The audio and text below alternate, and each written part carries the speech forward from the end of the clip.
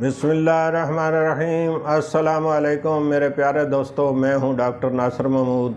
आप मेरा YouTube channel ZR Nasir देख रहे हैं। मैं आप तमाम दोस्तों को खुश आमदीद कहता हूं, और जो नए दोस्त हैं उनसे गुजारिश है कि मेरे चैनल को सब्सक्राइब कर लें ताकि हर नई आने वाली वीडियो फ़ौरन आप तक पहुंच सके। तो आज कल जो मैं दर्दों के मुतल्लिक़ वीडियोस अपलोड कर रहा हूं, तो आज का जो मौजू है वो है भूकंदरगढ़। इसको भूकंदरगढ़ भी कहते हैं, इसको नासूर भी कहते हैं, और इसको इंग्लिश में फेस्चुला भी कहते हैं। तो इसकी लोकेशन क्या है, यानी ये कहाँ होता है? ये आपकी पखाने वाली जगह मकद के साथ 1 इंच 1.5 छोड़कर वहाँ ये एक फोड़ा सा बनता है।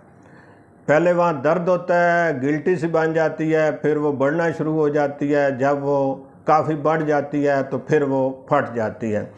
जब वो फटने से पहले उसका इंतहाई शदीद दर्द होता है, और फिर वो जब उसमें मवाद पक जाता है तो वो फट जाती है और उससे मवाद बहना शुरू हो जाता है। पीप, खून, इस तरह का मवाद जो है, पीप खून मिला हो तो वो बेहतर रहता है। जब वो ज़रा खुश्क हो जाए तो उसमें दर्द ज़्यादा होता है।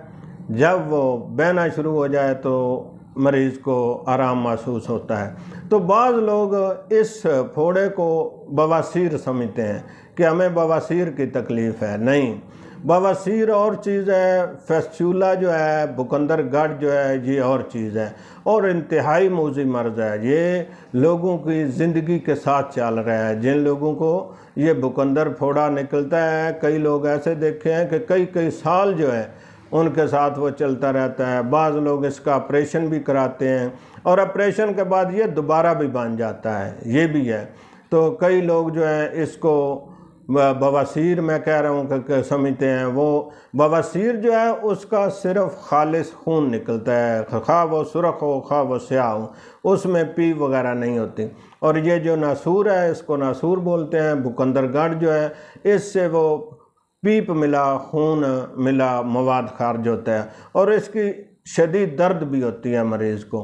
तो मेरी आपसे ये गुजारिश है कि इसका भूकंदरगढ़ का अगर स्टार्ट में आप दवाई होम्योपैथिक ले लें तो इंशाल्लाह ये ठीक हो जाएगा, और फिर आपको दोबारा भी ये तकलीफ़ नहीं होगी।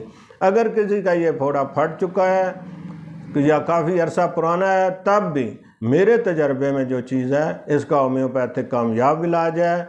तो मेरी आप दोस्तों से ये गुजारिश है कि सबसे पहले तो आप डायग्नोज कराएं, इसकी तशख़ीस कराएं कि क्या ये बवासीर है या भूकंदरगढ़ है।